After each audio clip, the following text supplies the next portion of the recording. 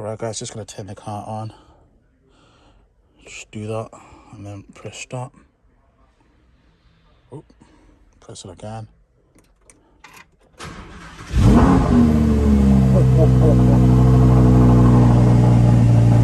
And there we are. There we are. There we are. Lovely.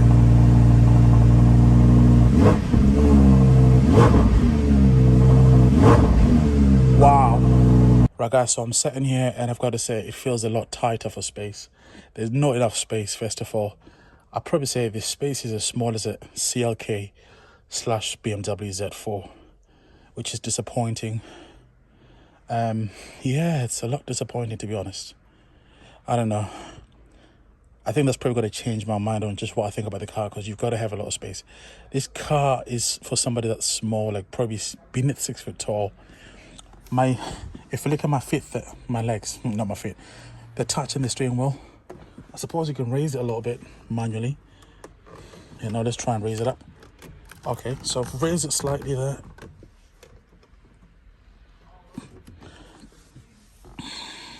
But then the problem is you kind of feel like you're hemmed in. You feel like you're in a go-kart. The C is a small car. Yeah, very interesting. But nonetheless, let's move on from that. So let's look at everything else. So the steering wheel itself, it followed the Ferrari brand by taking everything from the back and putting the light switches, the indicators on the steering wheel itself. It does look a bit busy for my liking.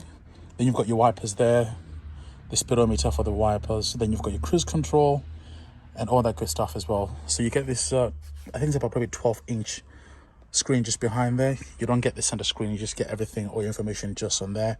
Then you get this, it's kind of like a Manettino. So this is where Lamborghini bought from Ferrari. These are obviously both Italian brands and they compete as well, but I think, you know, Ferrari are a lot better, to be honest. I think Lambo's got a better sound and a better design. They look more unique and angry, like a bull, whereas Ferraris are more like a beautiful woman in a beautiful dress that can dance, but at the same time she's got that class. And I think it's nice to have that next to me so I can compare it. That's got sweet lines. And also I've just reviewed a 488 GTB as well, so I can compare this to that as well. And so yes, as I was saying, like that's like a little Manettino for Lamborghini. So you've got Strada, that's for street. Then you've also got Sport. Then you've got Corsa. So Corsa is your very aggressive mode, where I think the ESC is kind of half turned off, so it allows you to have a little play with this car. But you've got to know what you're doing with this car, because it's a rear-wheel drive. It's not the 610-4. So if you don't know what you're doing, you will definitely find yourself, you know, coming off the road quickly. So as I'm sitting here, I feel like as if I'm in a, I suppose maybe the interior and the size of it has to mimic the fighter jet. So if you look at the air vents there, they've also got the weird shape as well with the honeycomb grille style. Then you got the toggle switches over here for your lights. And as you move to the middle there, you've also got your other buttons as well for your functions, such as your windows. That's for your lift as well, which is very important when you come to those tricky London Underground parking spaces. When you're coming out, it can get a bit tricky, so you can raise the front axle. Then you can turn ESC off if you're brave. Parking sensors, auto start stop. I mean, who wants to have start stop on this? Then your windows as well. Then you've also got a little screen in the middle as well. Then that's your air vents as well, which have got that fighter jet style about them. Then you've got Lamborghini on there. We just opened the glove compartment. That looks very tiny. You can barely fit anything in there. You've also got door beams, enough to put like maybe a can of Coke, something like that. Then I also like how the door handles also again follow that shape as well. They're kind of shaped like door mirrors, you know. That's how I'm looking at them. And yeah, then you get the CD control there. You can put your SD cards in there as well. And as we come up here as well, you've got your navigation buttons. I don't like how you've got your navigation buttons and menu and all that stuff, but then you don't have a screen over there. It's a lot confusing, because when you're changing stuff, you've got to look at this screen right behind the steering wheel. So it just kind of does get a bit confusing. You might have to park the car up so you can just, you know, make your changes. I'd have preferred if they had the function buttons on the screen, just so it's a lot easier. So that's your toggle switch there. It's like a fighter jet, so you just flick it, then you'd press start. Then that's also your gear selection there, so that's your reverse there, so you just pull that to reverse, then the parking camera will come on as well.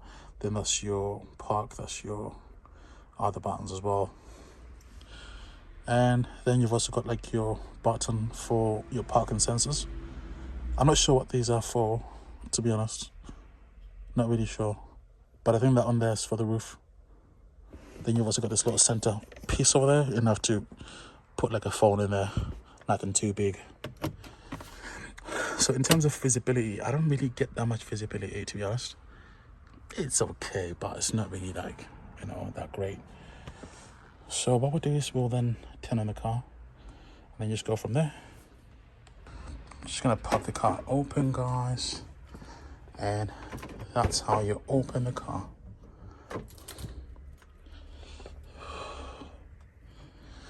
Right, I can't really open the car that wide because I don't want to catch the glass there, but as you guys can see there, that's the inside, that's the door, that's the beautiful pattern which follows the outside again with the honeycomb pattern. Then you've also got these different shapes.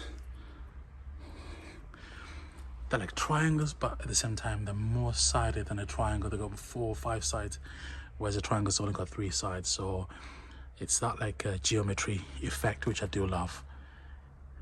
You've got the switch over there to change the different modes of the car. I love the steering wheel. And then you've also got these switches as well on the side, which look different. I like them. So you feel like you're sitting in a cockpit, basically. Just everything feels like fighter jet style. Now, one thing about these cars that's been criticized is this space in there. They haven't got like that much headroom, so the chairs don't really go beneath that far. And I've got to say, after being in the Portofino, that's got a lot of space. I had that with the roof up, and I had like a lot of headspace, so it'll be quite interesting to see. But at the same time, what I was saying is before, like, you know, with this windscreen, it's a lot more slanted. Whereas if you look at the Ferrari Portofino, it's got a bigger angle, it's less slanted, so obviously that's going to eat into the headspace a little bit. So if you're over 6'4", you might struggle for space. Yeah, let's just get in.